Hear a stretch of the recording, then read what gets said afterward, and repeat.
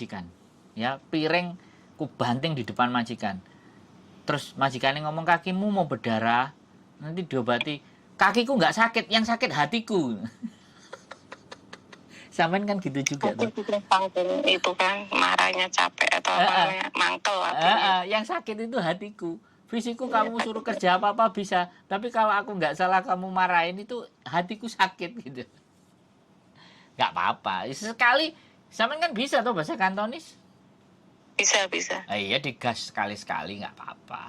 Nanti dia pasti anaknya lapor, hehehe, cecenya emang tadi ngamuk, kung, cecenya tadi ngamuk gitu. Pasti akan kayak gitu dia lapor.